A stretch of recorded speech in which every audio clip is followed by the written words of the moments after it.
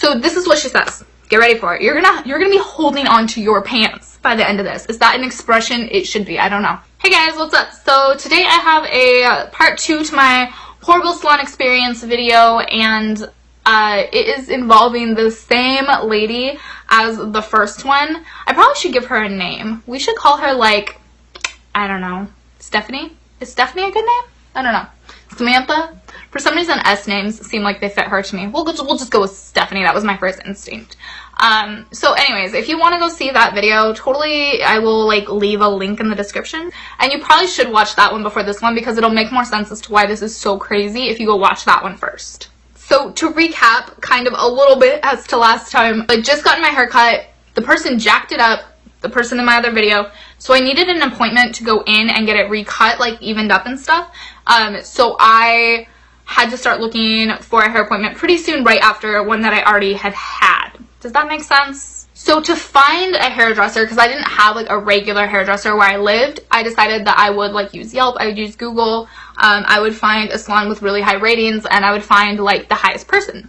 So I started doing my research on that, and a few like days after I started, because I wasn't gonna just go back to anybody, that was not gonna happen. A few days after I started, I was talking to a friend, and she's like, oh, you have to go to this particular person, and she had this guy, like, let's call him Steve. Go to Steve. He's amazing, he's brilliant, you need to go to him. And I came to find out that he was very expensive, but like throughout town as I was talking to people, he was like the person to go to. Like, if you wanted your hair to look nice, you go to him. And I was like, okay, this person, Stephanie, really jacked up my hair, so I'm gonna go ahead and go to Steve. Is that what I call him? Steve? We're going with it. I'm gonna go to Steve and get my hair done. So I called and I made an appointment with him, and he was literally booked up for like an entire like month and a half. But to me, like, the knowledge of knowing that other people had gone to him and loved him, and knowing that I was probably gonna really like my hair when it was done and all of that stuff, which I never really liked my hair, so that was really exciting. I was like, yes, finally I'm gonna like my hair. It was worth it to me at that point, even though I generally am really impatient, and like when I want my hair done, I want it done now. It was just one of those things that was like, let's just take it slow after that last experience. So I took the appointment with Steve for the future and put it on my calendar and like arranged things around it for a month and a half. And the day came to go get my hair done, and I show up, no Steve. Which, by the way, let me just go back a little bit. So the salon that Steve worked at happened to be the same salon that Stephanie worked at. Okay? So I have to go back to the same salon that I originally had such a horrible experience at, but now Steve is gonna cut my hair instead of Stephanie, and it's a regular appointment, like in the middle of the day, like other people are gonna be there. It's all good. At least I thought. So I show up on time, and I find out that Steve is sick and not going to be able to make it. But instead of calling and rescheduling my appointment, because he books so many appointments, like they're so far out, and it would be like another month and a half out, or trying to fit me in at some weird time, he decided to just ask for somebody at the salon to just do my hair. And guess who I got? Yeah, I got Stephanie. Again. I wasn't as stupid this time though, because I was like, no, we're not going to have Stephanie do my hair. I need to get this corrected from what she did last time. And she kind of saw me and realized that I was the person that was there the time before, and I think kind of realized that she didn't want to do my hair either. So her and another lady actually swapped clients. Like, I went to this other lady and she was going to do that person's hair. Thank goodness. So I'm sitting there getting my hair done by Jane, and Stephanie is talking to her client and to Jane, as well as to another lady that I think was just her friend visiting, who was sitting in like the chair on the other side of her. So it was like me, Stephanie and her client, Stephanie's friend. And I could not believe what I heard her say. I was just like so completely mind blown. I was like, is this like a for real thing? Like, are you really saying this? So this is what she says. Get ready for it. You're gonna be holding on to your pants by the end of this. Is that an expression? It should be. I don't know. But she says, last night I was teaching my son how to masturbate. I told you? Like, I don't even have words, you guys. Like, is that an acceptable thing to say to people and I just don't know about it? Or is that like completely a little off the, like, what? And she doesn't stop there either. She doesn't stop with that statement and, like, stop there. Nobody has said anything because it's, like, an awkward thing, right? Her friend did actually say something. Her friend was like, oh, yeah, that's fun or whatever. And I'm just like, oh, that's fun. But no, it didn't stop there.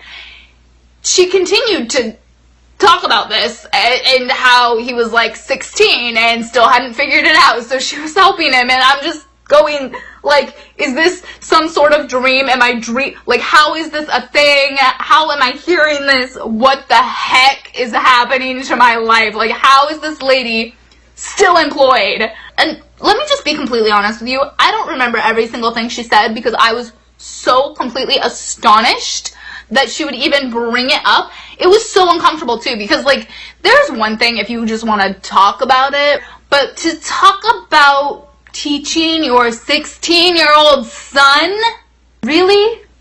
That's like crossing the line. That's like some sort of site that you shouldn't be on, or some sort of like, I don't know. How is this happening at a professional salon? This is with other people there too. I'm not alone with her at night with her friends. I'm not at her house. I'm in a salon. My hair is getting done by somebody different than her. There's a client that she has, and she's a friend there, but there are other people on the other side. There are people, I don't understand. I don't get it.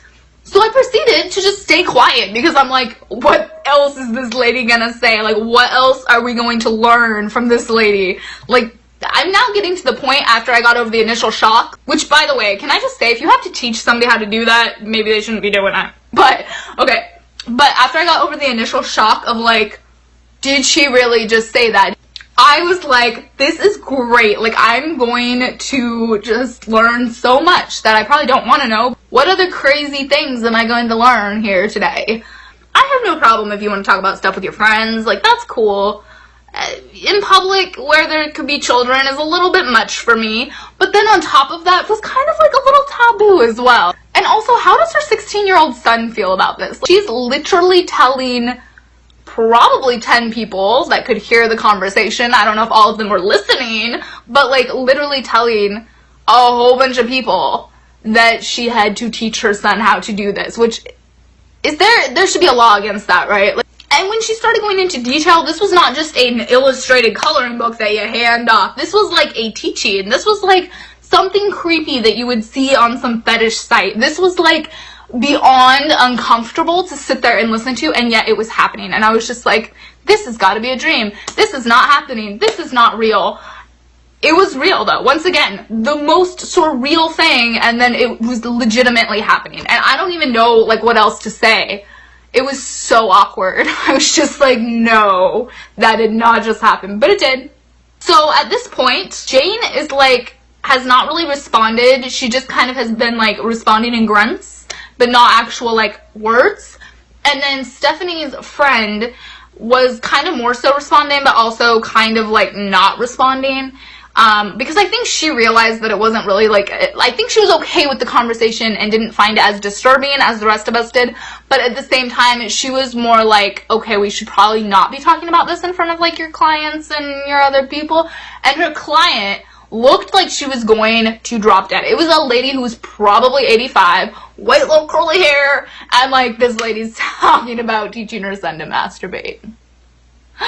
Which was actually ironically really funny, but also horrible, because I was like, you're gonna kill your client of shock. Like, that's just, oh my gosh. So that was my second encounter with lovely Miss Stephanie. But then, believe it or not, I had a third encounter with her. So I had to get my hair cut a third time, because when I went back in and Jane cut my hair, she told me that it was jacked up so much that I was gonna have to wait and let it grow out for a couple months and then go back in and they try to like fix it up. But I was like, hell no, I'm not going back into that same salon. Stephanie needs that. Like, I probably could have some more good stories, but it was such an uncomfortable experience. And then on top of that, the experience prior had been so horrific that I was like, no, I'm like staying away. And also like the whole fact that I came to the salon today to have my hair done with this Steve, and then Steve like wimps out on me and says that he's sick, which, by the way, I did not mention this, but Steve came in and started cutting somebody else's hair halfway into my appointment.